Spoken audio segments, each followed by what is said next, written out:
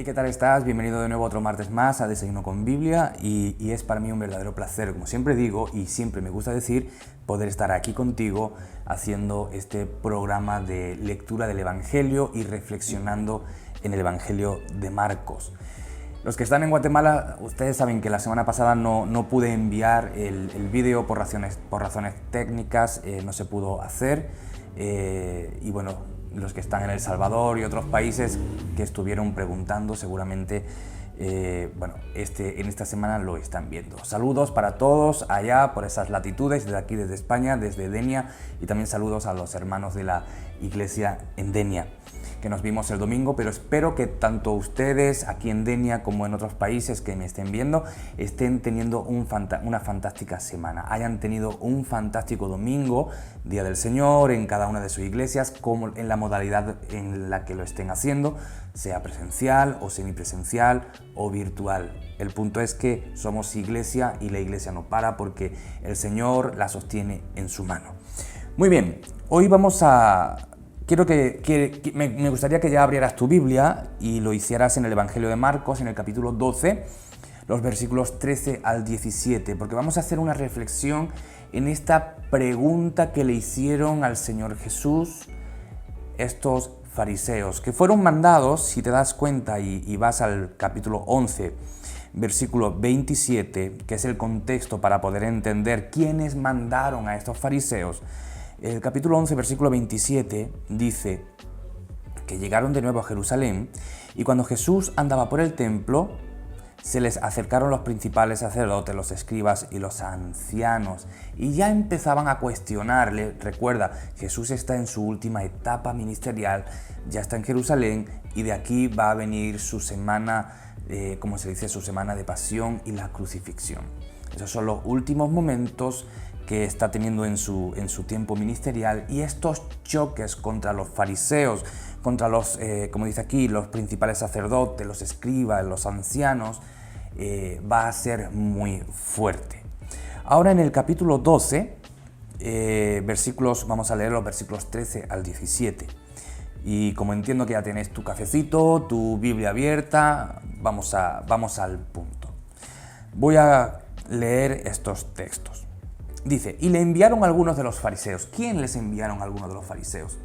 ¿Quiénes les enviaron a los fariseos? Los principales sacerdotes, los escribas y los ancianos, como hemos visto en el capítulo 11, versículo 27.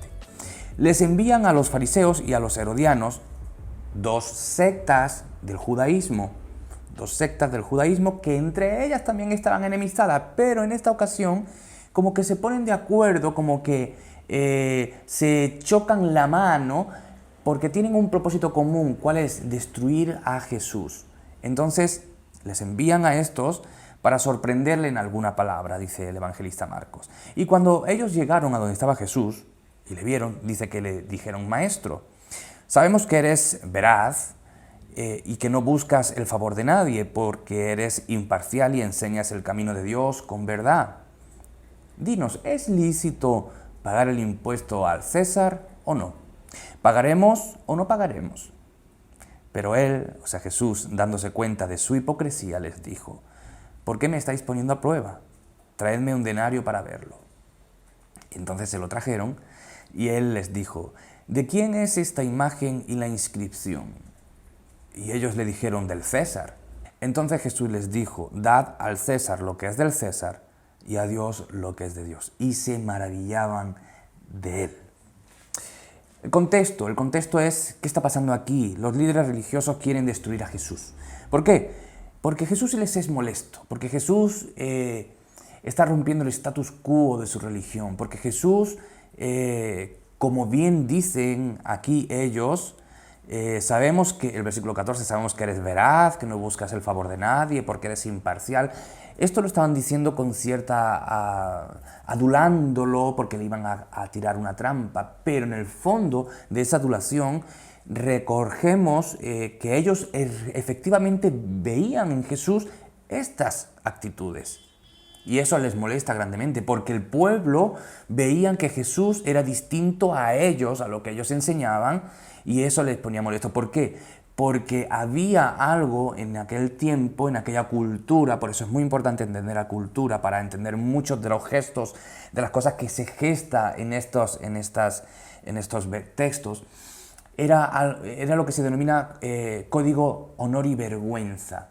Una cultura mediterránea, una cultura donde el honor era algo muy buscado y la vergüenza podía destruir completamente el nombre y la fama de una persona y por tanto de su familia. Lo que Jesús conseguía por medio de su autoridad, por medio de su autenticidad, era que las personas que seguían a estos fariseos, a estos teólogos del tiempo, dejaran de seguirlos y se enfocaran en la persona de Jesús. Esto, debido al código honor y vergüenza de aquel tiempo, dejaba en una situación muy pobre o casi de parias a estos fariseos, escribas, intérpretes de la ley. Entonces ellos no podían permitir esto y quieren destruir a Jesús. El versículo 13 dice que los principales sacerdotes, escribas y fariseos, como hemos visto en el capítulo 11-27, envían a los fariseos y a los herodianos. Versículo 14, y van a buscar, tienen una misión, conseguir que Jesús diga o haga algo que vaya en contra de la ley y ellos lo puedan acusar delante del pueblo. Entonces usan palabras aduladoras. Y Jesús, de verdad, por medio de estas palabras aduladoras vemos que la personalidad de Jesús, ¿cómo era Jesús? Bueno, era una persona que no trataba de quedar bien con los poderosos para tener el favor de ellos y la fama de ellos. Jesús no trataba de una forma distinta a los poderosos en detrimento de los pobres, sino que Jesús era una persona que con verdad trataba de igual forma al rico que al pobre. No hacía diferencia entre ellos, sino que enseñaba la responsabilidad de todos delante de Dios. Esto es muy, muy potente para nosotros, porque quizá la tendencia humana, cuando tú quieres crear seguidores o cuando tú quieres quedar bien o tener un nombre o una reputación, algunas personas usan de códigos no muy... hacen como sesgos entre personas, ¿no? Ya Santiago nos habla de eso, diciendo cómo debe ser la religión real, lo que agrada a Dios, a una congregación que le dice, ¿y tú que cuando viene un rico haces que se siente en el primer banco, pero cuando viene un pobre dice, tú quédate ahí atrás o debajo mío? Y Santiago dice, eso no es lo que quiere Dios. Jesús enseñó estos principios a sus discípulos, y estos principios de su personalidad, de sus rasgos, de cómo actuaba, es lo que tenemos que rescatar en nuestra sociedad, inclusive en nuestras iglesias. La base del cristianismo, lo que fundamenta, lo que identifica el cristianismo, es que no hace acepción de personas. Y eso es un punto que ellos se dieron cuenta y usaban esta personalidad de Jesús para adularlo y hacerle caer en la trampa que le estaban poniendo. Y les dicen, después de la adulación, les dice Jesús, entonces, tú que eres un buen maestro, que hablas de moralidad, que eres imparcial, dinos entonces, ¿es lícito pagar a César el tributo? Te voy a poner aquí en pantalla una moneda de aquel tiempo, una moneda rescatada, por supuesto. Este tributo era impuesto a todo varón adulto de Judea. Por eso los judíos se encontraban en un acto de vasallaje, subordinados a Roma, y era algo que ellos no podían soportar porque eran el pueblo elegido por Dios. Estamos bajo vasallaje, estamos bajo imposición, subyugación romana. Por eso ellos esperaban a un Mesías que los libertara de esa subyugación. Ahora, como puedes ver el anverso y el reverso de la moneda, en el anverso lo que acuña esta moneda es Tiberio César, hijo del divino Augusto. Y en el reverso dice Máximo Pontífice. Por tanto, pagar este tributo, pagar este impuesto a los judíos, suponía, como he dicho, ser vasallos, no ser ese país libre que debía ser, pero como judíos también debían respeto alto solo a Dios. Y esta moneda decía que el César era Dios, era divino. Y de alguna forma ellos le estaban diciendo a Jesús, según lo que digas, vas a estar o en contra de Roma y te vamos a acusar a Roma, o vas a estar en contra nuestra, de nuestra religión, de lo que dicen nuestros maestros, nuestra teología, y te vamos a poder acusar también. Esta era la profundidad de la pregunta que le hicieron a Jesús. Versículo 17. Quiero que vayamos al versículo 17. Entonces, Jesús... Bueno, primero el versículo de 16. Jesús agarra una moneda, les pide una moneda y les dice, ok, miren la moneda, ¿de quién es la imagen? ¿Qué dice? ¿De quién es la imagen? Y ellos dice que respondieron, de César. Entonces Jesús, de una forma categórica, sabia, le dice, entonces, dad a César lo que es de César y a Dios lo que es de Dios. Y dice que se maravillaban de la respuesta. Ahora, el punto es el siguiente. ¿Qué nos dice de una forma muy rápida esta actuación y esta respuesta de Jesús? Jesús dice que realmente se deben pagar los impuestos. Jesús no está en contra de pagar los impuestos. En el momento aquel que le hacen esta pregunta, Jesús les dice, paguen los impuestos a César, porque es de César. Es decir, lo que había conseguido Roma era instaurar lo que se llamaba la Pax Romana. Roma había conseguido que todo el reino, todo el imperio, todos los ciudadanos que vivían bajo él, estaban viviendo libres de guerra, libres de problemas con otros países, porque Roma era un imperio que había conquistado, Pax Romana. Todos los ciudadanos vivían esa Pax Romana. Todos los ciudadanos también gozaban de carreteras, de infraestructura, de comercio libre. Y esto está diciendo Jesús, esto se hace por medio de tributos. Ustedes están disfrutando esto, den a César lo que es de César. César les da esto, ustedes devuélvanle a César lo que es de César. Pero Jesús también dice, y a Dios lo que es de Dios. Él entiende lo que esta inscripción de César decía y lo que la pregunta de ellos implicaba.